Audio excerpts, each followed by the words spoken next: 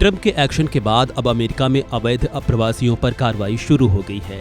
Trump ने चुनाव में खुले रूप से कहा था कि उनके सत्ता में आते ही अमेरिका से अवैध प्रवासियों की गिरफ्तारी की जाएगी और उन्हें वापस उनके देश भेजा जाएगा।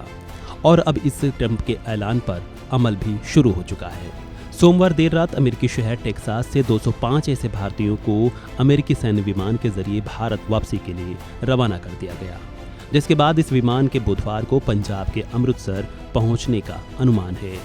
हालांकि इसको लेकर भारत सरकार ने आधिकारिक तौर पर कोई बयान या टिप्पणी नहीं की है, लेकिन माना जा रहा है कि अगले हफ्ते अमेरिकी यात्रा के दौरान जब प्रधानमंत्री नरेंद्र मोदी और राष्ट्रपति ट्रंप के बीच मुलाकात होगी तो उसमें गैर कानूनी तौर पर रहने वाले ऐसे भारतीयों का मामला काफ़ी अहम रह सकता है। वहीं अमेरिका में रहने वाले अप्रवासियों की बात करें तो यह आंकड़ा चौंकाने वाला है। इसमें सबसे बड़ी संख्या लैटिन अमेरिका से आती है, जिसमें खासकर मैक्सिको, ग्वाटेमाला और एल सल्वाडोर जैसे देश शामिल हैं। लेकिन एशियाई देश भी इससे पीछे नहीं हैं। एशियाई देशों से भी बड़े स्तर पर अमेरिका में अप्रवासी रहते हैं। इनमें खास तौर से भारत, पाकिस्तान, चीन और बांग्लादेश जैसे देश शामिल हैं।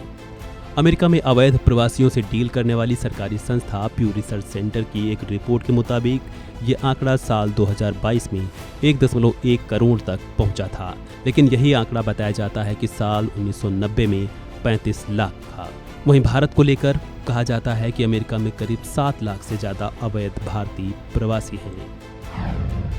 अमेरिका में अवैध प्रवासी कौन है, इसकी बात करें तो अवैध घुसपैठ। इसमें ऐसे लोग आते हैं जो अक्सर आधिकारिक तौर पर प्रवेश बंदरगाहों के बजाय दूसरी समुद्री सीमाओं के जरिए करते हैं, खासकर कनाडा और मैक्सिको से। वीज़ा ओवरस्टे, ऐसे लोग जो जाते तो आधिकारिक वीज़ा पर हैं, लेकिन वीज़ा के एक्सपायरी डेट के बाद भी वहां रुके रहते हैं। अमेरिका में ऐसे लोगों की तादाद बढ़ी है। लीगल स्टेट्स की समाप्ति, अमेरिकी कानूनों की ओर ऐसे लोग जिनके पास कभी अमेरिका में रहने का कानूनी अधिकार तो था, लेकिन अब ये अधिकार खत्म हो चुका है। पैरोल उल्लंघन, जिन लोगों को पैरोल दिया जाता है लेकिन वे पैरोल की अवधि खत्म होने पर वापस जेल नहीं लौटते, उन्हें भी अवैध प्रवासी ही माना जाता है।